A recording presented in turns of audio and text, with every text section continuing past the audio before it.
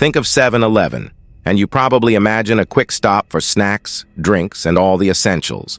But what if I told you this massive global convenience chain started by selling ice? The story of 7-Eleven is as unexpected as it gets. A tale of innovation, timing, and one simple idea that evolved into something much bigger than anyone could have imagined. Picture this. It's 1927 in Dallas, Texas, and the ice business is booming. The Southland Ice Company, founded by Joe C. Thompson Sr., was one of the largest ice distributors in the region. At a time when refrigerators weren't common in American households, ice was a necessity for keeping food fresh. Joe Thompson had no idea he was about to change the retail world forever. But selling ice alone wasn't enough. Joe noticed something interesting. Customers coming in for ice often needed other essentials like milk, bread, and eggs. So, Thompson decided to experiment. He began selling these everyday items alongside ice. This simple but revolutionary idea transformed his business. It wasn't just about ice anymore, it was about convenience. By the early 1930s, this experiment had caught on. These small stores attached to the ice depots became known as Tote'm because customers toted their goods home. This was where 7-Eleven's DNA as a convenience store was truly born. These weren't ordinary stores. They were open longer, catered to busy families, and provided everything you could need in a single stop. But the biggest change was still to come. In the 1940s, things took another surprising turn. These stores were starting to expand beyond just ice and essentials. The company made a bold decision to extend their operating hours from 7 a.m. to 11 p.m., hours that were unheard of at the time. It was shocking, even controversial. People wondered, why would anyone need to shop so early or so late? But it worked. Customers loved the convenience, and the company rebranded as 7-Eleven, cementing their status as a pioneer in the convenience industry. And then came the next twist in the story. In the 1960s, 7-Eleven was once again at the forefront of change. In response to demand from shift workers and night owls, 7-Eleven began staying open 24 hours a day in certain locations. This move was groundbreaking, creating a new business model that revolutionized the way people shopped. Suddenly, convenience was no longer limited by the clock, and 7-Eleven became synonymous with always open.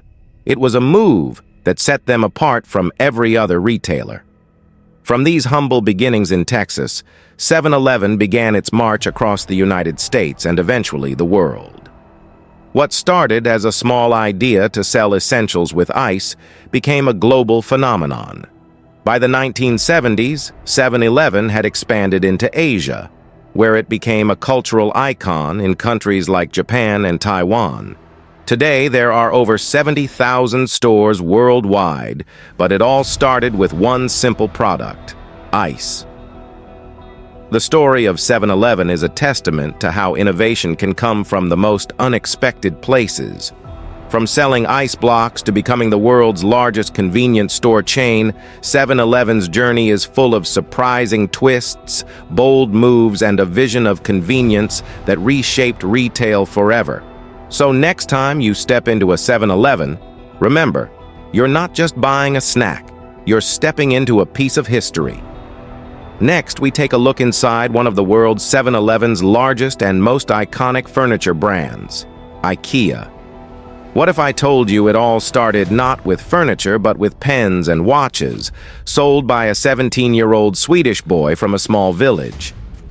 This is the story of how a young entrepreneur, Ingvar Kamprad, would go from mail-order novelties to changing the way we buy and build furniture forever. A story of ingenuity, controversy, and flat-pack innovation that took the world by storm.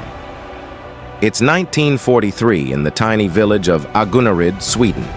A 17-year-old Ingvar Kamprad had just founded a company that he named after his initials, Ingvar Kamprad, and his childhood home, Älmtaryd, and the village itself. Thus, Ikea was born. But this wasn't a furniture company, at least not yet.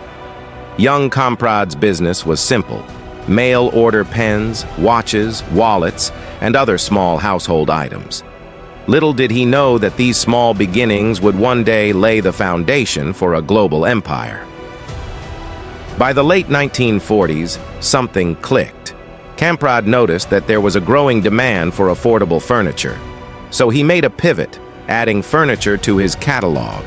But the real breakthrough came in the 1950s, when Kamprad's team stumbled upon a revolutionary idea: flat packing.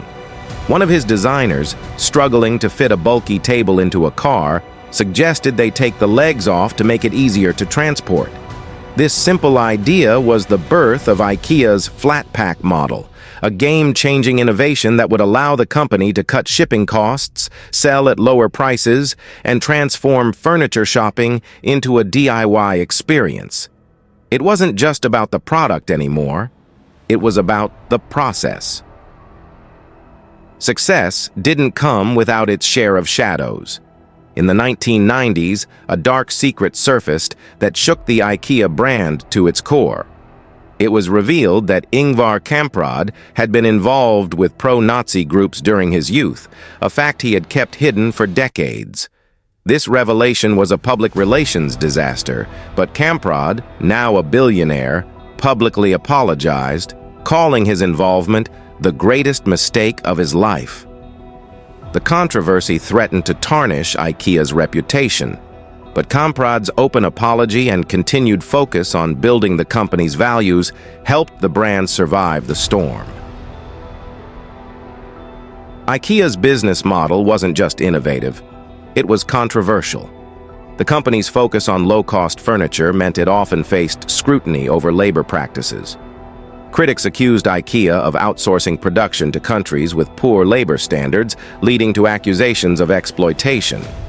Over the years, Ikea made strides to address these concerns, with initiatives focused on sustainability and ethical sourcing, but the controversy left a permanent mark on the company's history. Was the flat pack revolution too good to be true? Here's something you didn't see coming. Ikea's genius wasn't just in its flat pack furniture or affordable prices, it was in creating a sense of ownership. Researchers have even coined the term the Ikea effect, which refers to the increased value people place on things they build themselves. This psychological hook meant that Ikea wasn't just selling furniture, it was selling pride and personal accomplishment. Customers didn't just assemble tables and chairs, they felt like they'd built something with their own hands.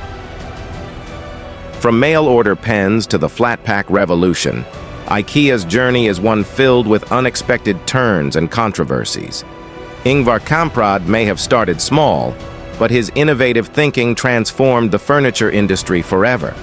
Today, Ikea is more than just a store. It's a global institution, a brand that has become synonymous with affordable, stylish living. So next time you pick up that Allen key, remember, you're not just building a piece of furniture. You're part of a legacy of innovation, ambition, and yes, a little bit of controversy. In the world of ice cream, there's one brand that stands out for its quirky flavors, bold activism, and cult-like following: Ben & Jerry's. But would you believe that this iconic brand was born out of a $5 ice cream making course? That's right. Today, we're diving into the wild, unexpected, and sometimes hilarious story of how Ben Cohen and Jerry Greenfield, two childhood friends, turned a cheap correspondence course into a global ice cream empire. Buckle up, because this is one story with more twists than a waffle cone.